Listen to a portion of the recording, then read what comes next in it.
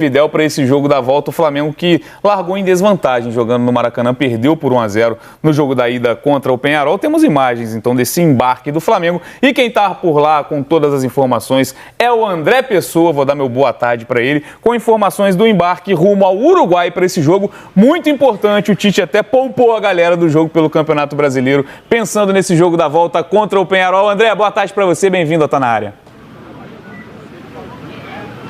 Fala, Bené, tudo bem? Grande abraço, uma boa tarde a você, ao Grafa, Ana Thaís, a todo mundo ligado no Tá Na Área.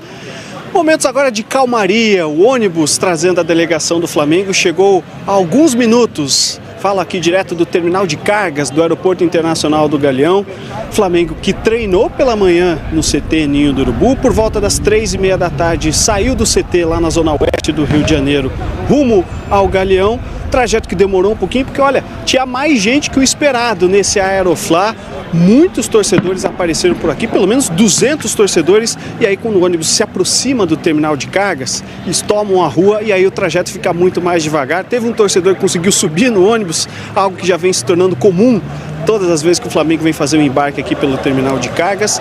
Torcedores que receberam o Flamengo ao gritos de "Vamos virar Mengo!", mostrando um pouquinho de apoio. Claro, a gente teve alguns gritos, alguns xingamentos contra o técnico Tite nessa chegada do ônibus, mas foi um clima muito mais de apoio dos torcedores que vieram dar esse último apoio, essa última força ao Flamengo. Tinha bandeirão, bateria, fogos de artifício, foi uma festa bacana realizada. O ônibus do Flamengo já passou aqui pelo bloqueio que está ainda aqui atrás, montado pela Guarda Municipal, pela Polícia Militar, e daqui a pouquinho, por volta das 5h50, 5:50 da tarde, sai o voo do Flamengo em direção a Montevidéu. Flamengo que deve chegar por volta das 8h30 da noite e ainda vai realizar uma atividade na capital uruguaia antes da partida de quinta-feira contra o Peñarol. Treino amanhã às 3h30 da tarde no Complexo Esportivo, que é do atacante Luiz Soares. Luizito Soares inaugurou no ano passado um complexo esportivo, vai abrigar o Flamengo no treino de amanhã. Nessa atividade, o Tite deve definir a equipe que enfrenta o Peñarol. A tendência é a entrada do Léo Ortiz no meio de campo. O Flamengo que vai tentar fazer o que ainda não conseguiu nessa Libertadores: vencer fora de casa. Até agora, 4 partidas com 3 derrotas e 1 empate. Precisa vencer para tentar buscar uma vaga na semifinal da Libertadores. Bené, volto com vocês. Valeu, André Pessoa, muito obrigado pelas informações. Então, o Flamengo rumo a Montevidéu, o palco dessa decisão de quinta-feira. O Flamengo precisa, então, de algo inédito nessa Libertadores, que é conquistar uma vitória e, para se classificar sem a necessidade dos pênaltis, uma vitória larga, né? 2 gols de diferença, porque o Peñarol venceu no Maracanã no jogo de ida. Ana, a torcida apoia, claro, e sabe nesse momento que talvez seja... a gente usa muito esse clichê de jogo do ano ao longo das temporadas, mas nesse momento é logo depois de o Flamengo praticamente, não vou falar matematicamente, porque a gente sabe que o Campeonato Brasileiro pode preparar surpresas, mas nesse momento em que o Flamengo praticamente se livra, se isola da briga pelo título brasileiro. Então a Libertadores acaba sendo, já é o grande desejo, né, temporada após temporada, mas um jogo que tem essa cara de final para o Flamengo. O torcedor sabe muito disso também, né? É surreal o Flamengo com o time que é, com o elenco que tem, mesmo com todas as baixas que teve durante o ano, não ter vencido nenhuma partida fora de casa na Libertadores, né? Eu acho que isso diz muito sobre essa instabilidade de 2024, que veio de 2023. O Flamengo oscilou muito na temporada. Eu acho que desde que acabou a Copa América, praticamente, o Flamengo vem caindo de rendimento. E aí chega nesse jogo importante. Eu acho que isso é puro achismo, tá? Não tenho nenhuma informação, é puro achismo. Eu acho que é um time que está emocionalmente abalado, sem muita confiança. E agora eu acho que cabe aí a comissão técnica encontrar esse fio de confiança para fazer o time jogar bem fora de casa e voltar com esse resultado. Não é só a vitória, é a classificação, né? Vencer não é o suficiente, o Flamengo tem que classificar. Depois de alguma sequência de jogos ruins que o time vem oscilando. A gente não sabe muito qual é o time que o Tite tem em mente, porque tem sempre muitos desfalques, né? Tem sofrido muito com os desfalques do Flamengo, mas esse é um jogo para classificar muito mais do que vencer, né? E aí trazer um pouco de tranquilidade para a reta final da temporada do Flamengo. E a gente imaginava, né, Grafite, ao longo dessa temporada, que o período mais complicado para o Flamengo, a gente desenhava como se fosse o período da Copa América. E foi o contrário. Que foi o contrário, exatamente o contrário. Depois da Copa América, claro, tem que contextualizar contextualizar, com a enorme quantidade de desfalques, talvez um ataque titular ideal do Flamengo hoje está todo no departamento médico. Se você pegar Everton Cebolinha, que vinha bem, está fora, Pedro, Luiz Araújo, o próprio Michael, que chega para ser um substituto do Cebolinha, acaba fora também, mas mesmo assim é um elenco que ele demanda essa cobrança maior de apresentar um melhor futebol e aí acaba respingando no trabalho do Tite nesse momento. Só recordando que a Copa América é um recorte do Campeonato Brasileiro, Sim. né? Na Copa América nós não tínhamos ainda a Libertadores e a Copa do Brasil para o Flamengo.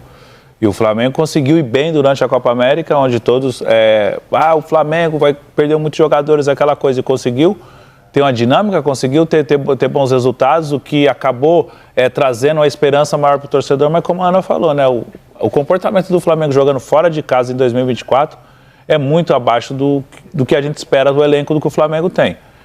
Mas é agora que você vê quem tem elenco e quem não tem. Não é só o Flamengo que está passando por isso, o Atlético está passando, o Palmeiras passou, que foi eliminado, o próprio Corinthians está passando isso, o São Paulo, todos os clubes. Mas acho que eu concordo com a Ana, assim, acho que o Flamengo hoje atuando, acho que está sob muita pressão por parte do torcedor, por parte da imprensa, por conta do elenco, e acaba respingando dentro do campo, né? Os jogadores não conseguindo desempenhar em alto nível, a gente vendo um Pulgar a semana passada que sempre apresentou um bom nível, fazer um jogo muito abaixo do que está esperado. O próprio Flamengo fez um jogo muito ruim a semana passada. Então não é só recuperar... Até mesmo os jogadores que a gente espera mais, o Arrascaeta, o De La Cruz. De La Cruz não conseguiu jogar, defensivamente o Léo Pereira, o Bruno também não foram bem, os Brunos não foram bem, o defensor e o atacante. Foi um jogo muito ruim do Flamengo, mas tem elenco e tem chance para reverter. É difícil? É muito difícil. O Peñarol dificilmente vai sair para o jogo jogando em casa com o placar que ele fez aqui no Rio de Janeiro. O Flamengo vai ter que se desdobrar, como a Ana falou, não só vencer, mas classificar. Vamos dar uma olhada, então, numa comparação que a gente tem sobre a escalação do Flamengo. O Tite, volta a dizer, ele descansou 12 jogadores imaginando esse jogo contra o Peñarol e o Gabigol também acabou fora dessa viagem para Porto Alegre para enfrentar o Grêmio na última rodada do Campeonato Brasileiro. A gente tem aqui um comparativo da provável escalação do Tite, até imaginando como foi o jogo da ida, e qual é a escalação desejada pela torcida. E aqui eu explico. O GE. Globo abriu uma enquete chamada Você Escala, lá no GE. Globo, na página do Flamengo, 24 horas no ar para o torcedor, com as opções possíveis do Tite, montar o time que o torcedor acha ideal para esse jogo. Então a gente analisa algumas diferenças. Nesse time provável do Tite, a gente tem a dúvida em relação ao Pulgar e ao Léo Ortiz. Então esses 12 jogadores que estão aparecendo, que são os 12 poupados pelo Tite, contra o Grêmio, existe essa dúvida, lembrando que o Pulgar foi o titular no jogo da ida no Maracanã e o Léo Ortiz acabou sendo o último reserva a entrar naquele jogo, então a gente tem aqui esse desenho do time. E a mudança em relação ao que a torcida deseja na enquete do GE. Globo, a primeira está na lateral direita, que seria a entrada do Wesley no lugar do Varela, e aí o Léo Ortiz, né, também ganha essa enquete do Pulgar nessa disputa, e no ataque o Plata acaba sendo preterido para a entrada do Gabigol. Essa entrada do Gabigol, a gente sabe que o torcedor tem ali um carinho pelo Gabigol, mas a gente sabe que na cabeça do Tite não faz muito sentido nesse momento. Acho que o Gabigol titular não é algo que a gente possa imaginar, mas olhando as pequenas mudanças em relação ao time que a torcida deseja, o que o Tite pode levar a campo, o que tem de mudança relevante na forma de jogar do Flamengo para você, Ana? Ô, Bené, eu gosto das duas escalações, tá? Eu gosto muito realmente das duas escalações. Ela é retranqueira, viu? Eu sou super retranqueira, eu sou um filhote de Mourinho. Vai ter que buscar o resultado. Simeone. Agora, eu jamais iria para um mata-mata precisando classificar com a dificuldade que o Flamengo tem enfrentado recentemente com o Gabriel no banco. Mas ele não está bem fisicamente, tecnicamente, sei lá, o Tite dá trilhões de justificativas, mas ainda assim é o Gabriel, é o jogador que decidiu Libertadores para o Flamengo e, assim, claro que o jogador não joga como o passado, mas também joga como o passado.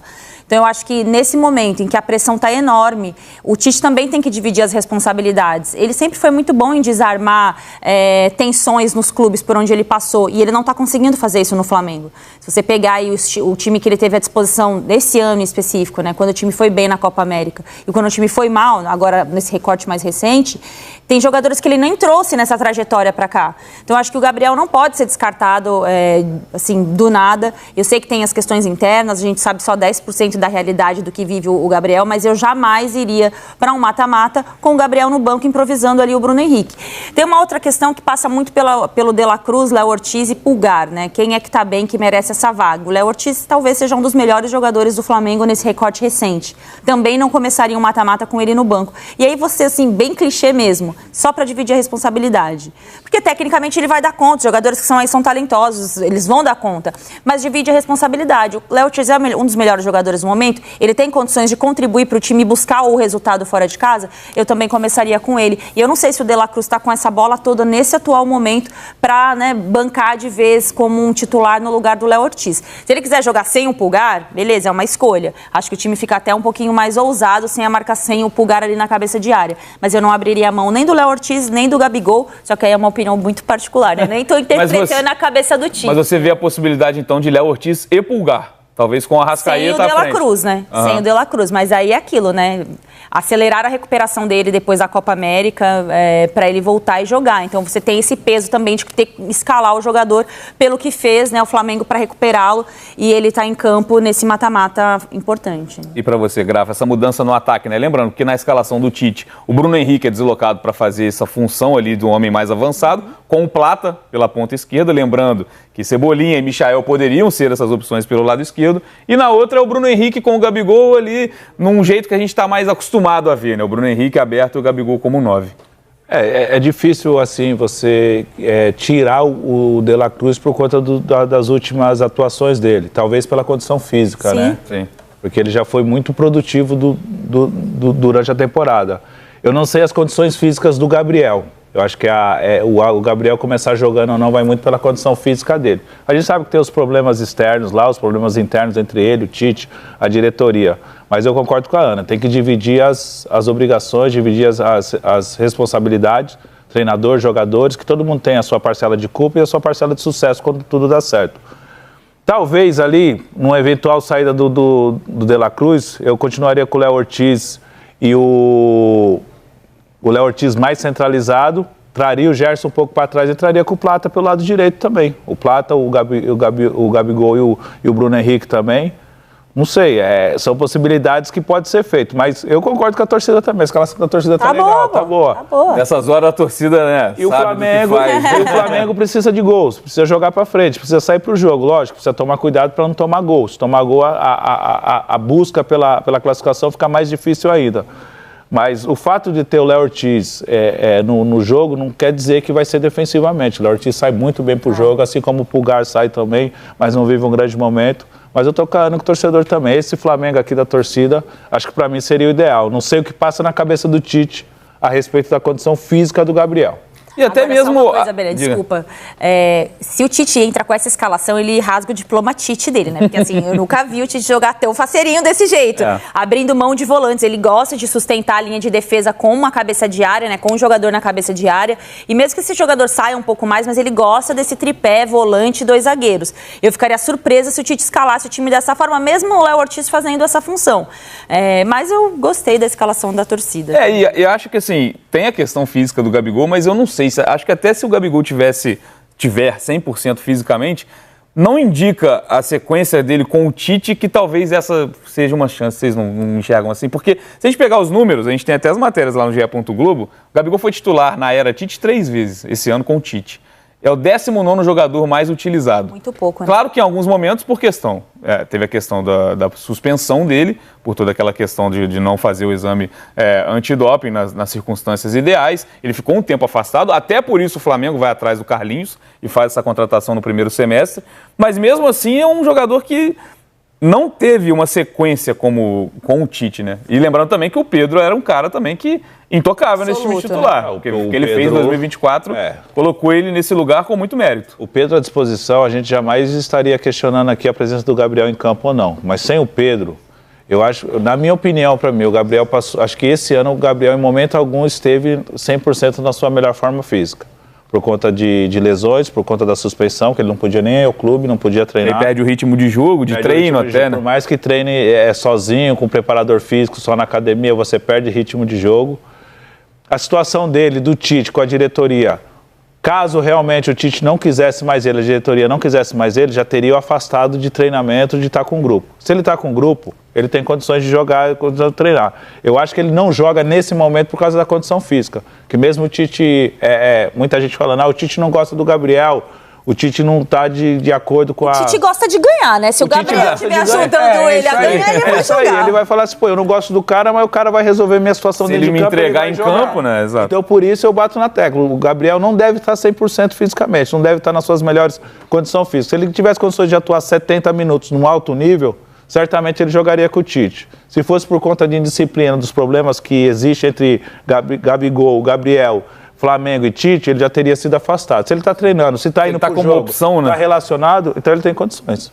É isso, então, uma das dúvidas para esse time. E falar um pouco do Léo Ortiz também, acho que chamou muita atenção no jogo da ida a não escalação do Léo Ortiz, porque ele não é volante. O Léo Ortiz é contratado como zagueiro, ele, na teoria, brigaria por vaga no time com o Fabrício Bruno, com o Léo Pereira, com o Davi Luiz, enfim. Mas a necessidade do Flamengo, muito por conta de outras lesões que o Flamengo teve ao longo da temporada, até da ausência do Pulgar no período da Copa América, o Léo Ortiz deu muito conta do recado como volante, como primeiro jogador do meio-campo. E aí, num momento em que o Flamengo oscila demais, você tirar um jogador que está numa boa fase, talvez não tenha sido uma boa escolha do Tite para esse primeiro jogo. O Tite confirmou pós-jogo que ele não tinha nenhum problema físico, né? Eu não sei, não vi. Não me lembro de falar de nenhum problema físico. Não lembro. Não, porque o Léo entra contra o Penharol. Porque quando saiu a escalação do Flamengo a semana passada, eu estava aqui no Tá Na Área com a Camila e acho que era o Raed, se eu não me engano.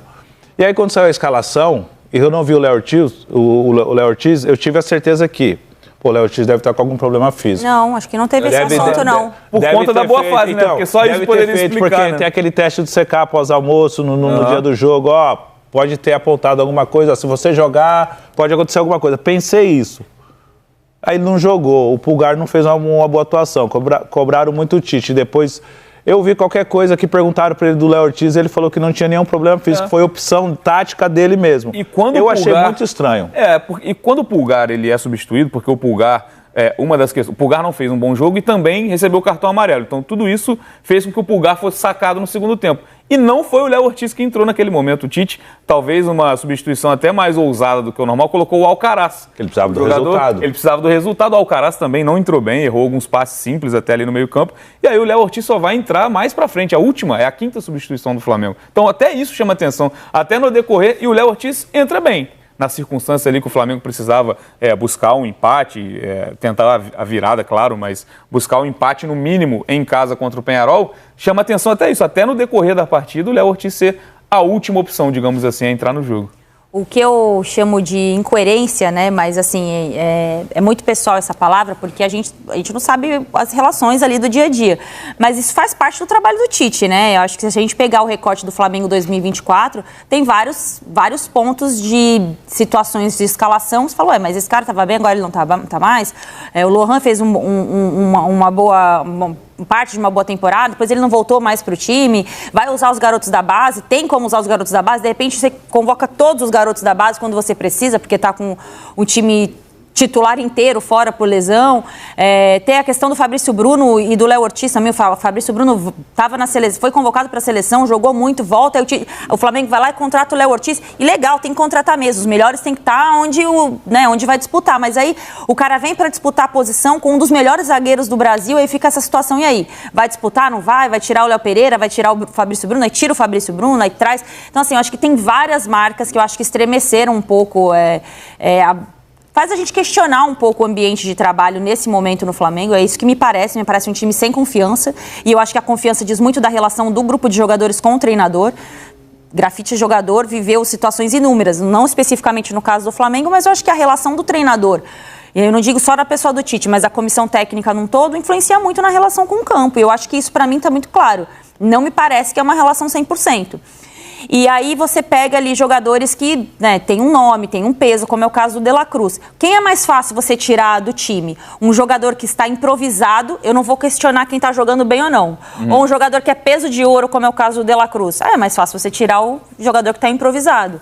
E isso diz muito também sobre como o Tite pensa esse time do Flamengo, né? Então, assim, chamou atenção, ninguém entendeu, acho que as perguntas seguem, né, aí para serem respondidas, mas o Tite tem a possibilidade de fazer essa correção de rota para essa classificação agora, né? E a outra mudança que a torcida gostaria, pelo menos a torcida que participou da nossa enquete, é na lateral direita. Essa me pegou um pouco, porque eu não acompanhei eu não acompanhei eu tenho a sensação que o Wesley voltou a ser querido pela torcida. Eu tenho a sensação que o melhor para a torcida nesse caso é sempre quem está no banco.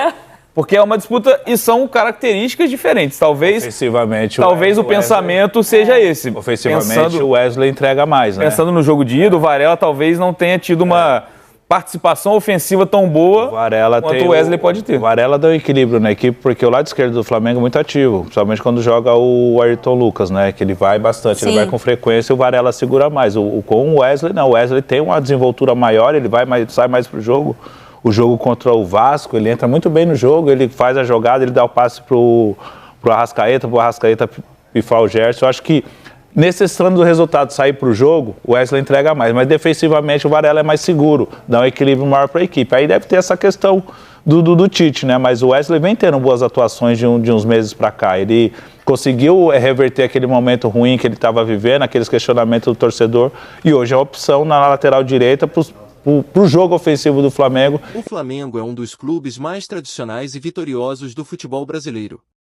Aqui está uma lista detalhada dos principais títulos conquistados pelo Flamengo ao longo de sua história. Títulos nacionais: Campeonato Brasileiro, Brasileirão. 7 vezes: 1980, 1982, 1983, 1992, 2009, 2019, 2020.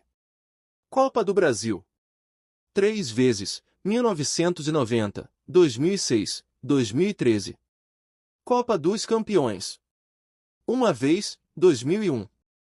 Títulos internacionais: Copa Libertadores da América: 2 vezes, 1981, 2019. Mundial Interclubes, Copa Intercontinental: 1 vez, 1981. Copa Mercosul: 1 vez, 1999. Copa Ouro Sul-Americana: 1 vez, 1996.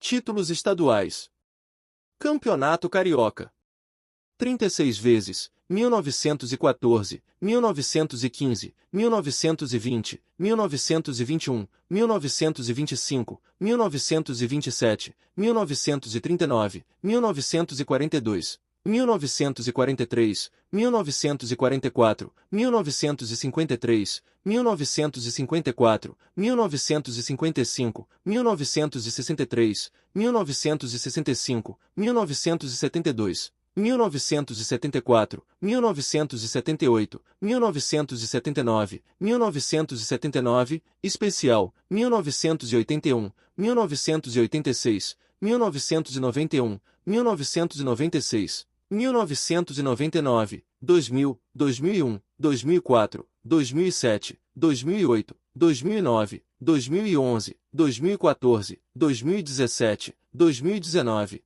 2020. Taça Guanabara: 24 vezes, 1970, 1972, 1973, 1978, 1979, 1980, 1981, 1982, 1984, 1988, 1989, 1995, 1996, 1999, 2001, 2004, 2007, 2008, 2011, 2014, 2018, 2020, 2021. Principais títulos conquistados pelo Flamengo ao longo de sua história. O clube tem uma enorme base de torcedores e uma trajetória marcada por grandes conquistas tanto a nível nacional quanto internacional.